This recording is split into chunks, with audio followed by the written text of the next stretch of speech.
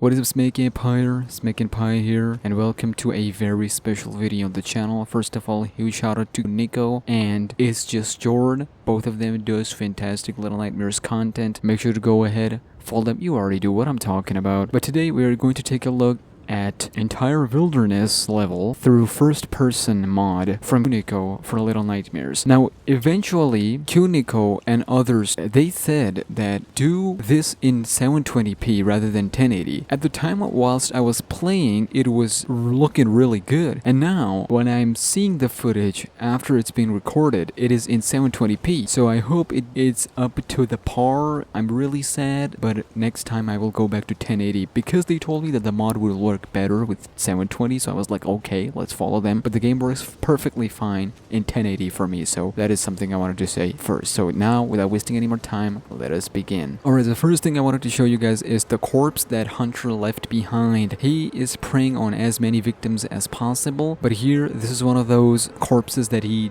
didn't want. Maybe he had too much, but he just left it behind, and you can see the corpse. Nasty doo-doo. I don't like it. Move that aside. There's some heavy lore incoming, so stay tuned. Then up next we get this giant blob meat. This will remind you of Inside, another fantastic indie horror game, one of the best horror games actually of all time, and you'll see this blob. It is giant blob. It is actually inspired from that, I believe. That ending really messed me up the time when I played that Inside game, but you can actually hold on and grab onto the leg of these suckers. That's not comfortable at all. That's nasty doo-doo. You can see how Hunter is catching these bodies, and it also a really good lore point that in the alternate ending you were supposed to find a room with many televisions, and you were supposed to see, as mono, people coming naked from the televisions and being merged into this giant blob that would chase you and Monster 6. So this is actually a good nod to that they actually tried. It didn't work out. Overall, the forest in first person, a lot of people are not gonna appreciate them doing detailed textures. This can easily work as first person game. Easily. This feels so good whilst playing as first person, so I really want to see Tarza Studios do some first person horror games. I really wish them luck for their new IP, and let's hope that Little Nightmares 3 do something a little different. No, actually, you know what, now that I think about it, nah. I'll leave it to you guys. Do you think they should change the camera perspective, or they leave it as it is because it is the soul and heart of this franchise? We'll talk about it some other day. A lot of things that might have confused you last time, like what is on the ground, it has now been revealed that those were just parts of human body, like organs or a lot of skins that's been used and thrown by Hunter himself because he's into taxidermy, human taxidermy in specific. So he sets off these traps to get people, and then you make taxidermy out of them. Hey,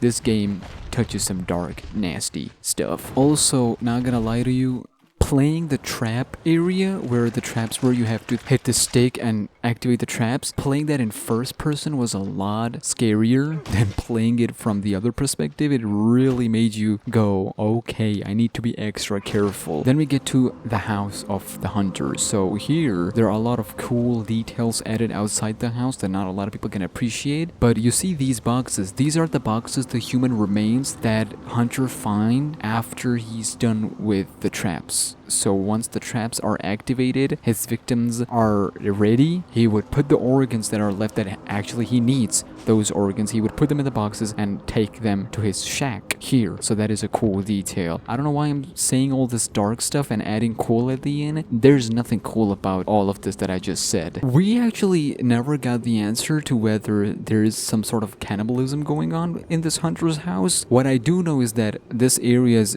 inspired heavily by Resident Evil 7, Baker family in specific. We never actually got the answer to whether Hunter actually eats those humans whilst he works on them, but it might be the case. But I'm seeing a lot of chickens and rats that he eats, so we don't know. That is an interesting question that I'm gonna throw to you guys. Then comes the most important portion of this entire thing. That's why I love first person stuff. So in one of the hallways you see Barber's picture. So at first I thought he's only in the school, but no, you actually find him in one of the hallways in Hunter's house as well. But you also find this. I believe this is Hunter's son, and I'll touch on him in just a second. But seeing Barber here, I already talked about Barber if you haven't watched the video already, but seeing these pictures here is actually really interesting. I'll touch on a point in just a second that is coming up very soon. There are more pictures here, but most of them are pretty pointless in terms of the lore because they are actually from the art book, the digital art book that you find through the deluxe edition. But the biggest point that I got from all these pictures is that in one of the places you actually see the Fat Kid picture. See, we talk about Fat Kid a lot. I think the Fat Kid single-handedly is the most popular character in all of Little Nightmares after Mono and Six. And again, I'm not fat shaming. He is literally called the Fat Kid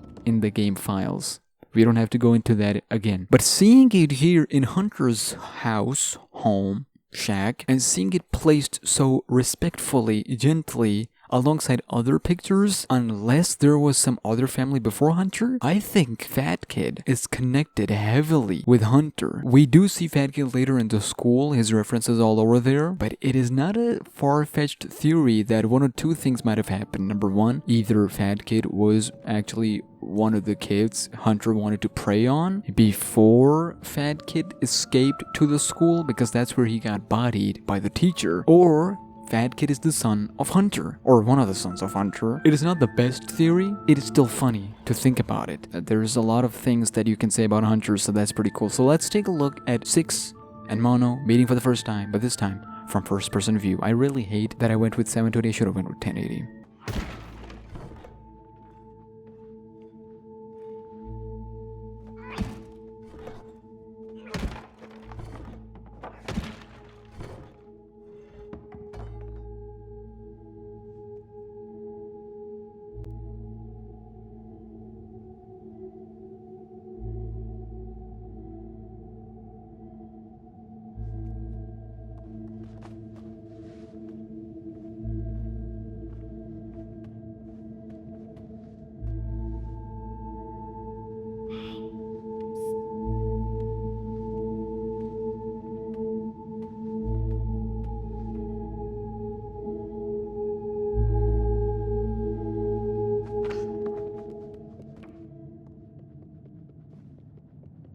Okay, not gonna lie to you, seeing this from really close up, it is actually really terrifying. That is the same thing with a lot of these indie games, that so much detail goes unappreciated, so much work goes unappreciated. A lot of people they're not even gonna get to see all this nasty stuff. Well done, Tarzu Studios. And also, I kind of wished and hoped that if these were one of the enemies, the eating family would have been going around eating us. That would have been kind of cool. But we also see this picture. Who is he? Grandfather of the Hunter?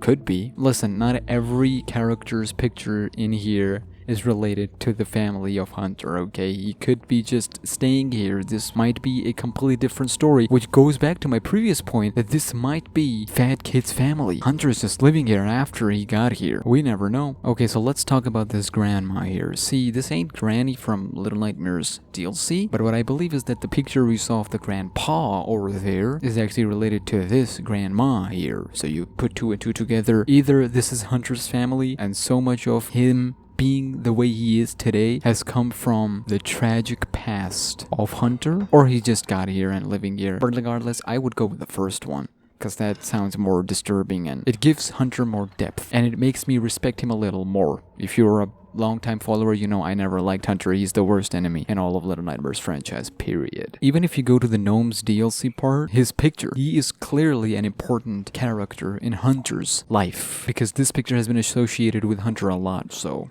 there you go. And then we meet the Hunter himself. There is just something off about him that I felt now during my first person playthrough, is that it seems like he's emotionally broke from the inside. The emotions and all the stuff that happened in his past has overwhelmed him so much he does not care. And he deals with it through taxidermy by making himself busy. He uses the skins of humans, and I think that's what's happening with Hunter. So the more you look into it, you respect him. And not gonna lie to you, getting chased by Hunter in first person is a lot more anxietyful, that's not a word, but a lot more pressuring for a player than playing as 2D, because you know exactly where he is, he's coming from behind you. But playing in first person, he's behind you, you don't see him, you just run and run. So not gonna lie to you, 6 actually looks a lot scarier from first person. She really does. She does not give you that friendly vibe, she gives you that I'm a survivor vibe. So if you slow me down whilst I'm on a survival mode, you're going down, and that is exactly what happened. We should have seen it from the beginning. She's that kind of person. And you can see Hunter not only trying to get other adults, but also kids here as well. As you can see, he died in this trap. But it seems like he didn't just die by being in the trap. Hunter did some stuff to him first before he tried to escape and then got trapped here and then died. That's just my take on this whole situation. And there are more sequences of getting chased by Hunter. It actually is a lot more fun in the first person, seeing 6 in front of you, ahead of you, running whilst you're escaping as well in the first person. I kind of want a Little Nightmares game which is entirely in first person. And finally, you see it from the front. Hunter's demise by the hands of 2 survivors in wilderness and forest and Little Nightmares 2. I'm just gonna let the sequence play out for itself.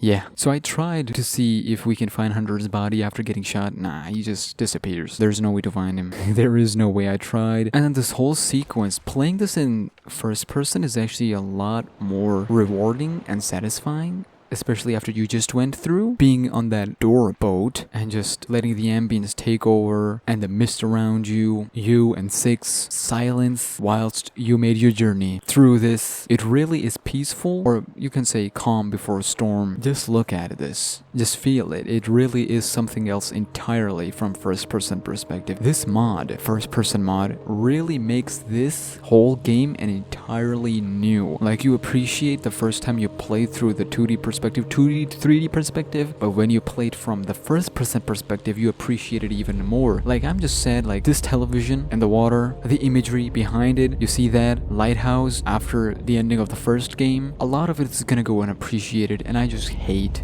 that, because the developers put so much thought and effort. And finally, you enter the Pale City, the weird entire Pale City. Really cool sequence. Look at it from both perspectives. It really is cool. I hope in the future we do get some sort of like option to go first person or the third person. And that would conclude part 1 of our first person playthrough / theories. Listen, I want to do more of it. Next time we're gonna go into the Pale City and we're gonna keep going till the end. Listen, you've probably have seen the entire thing from first person perspective, but in this playthrough, my playthrough, you're getting theories on spot, because I already played it first, then whilst reviewing the gameplay that I recorded, I make theories there and then I record it. So hopefully that is something that is appreciated out there. Anyways, I would leave you here. Let's see 500 likes for part 2. Let's do it. Again, shout out to Nico for making this mod. Shout out to It's Just George. Go check them out. I'll put the link in the description. And have a good one.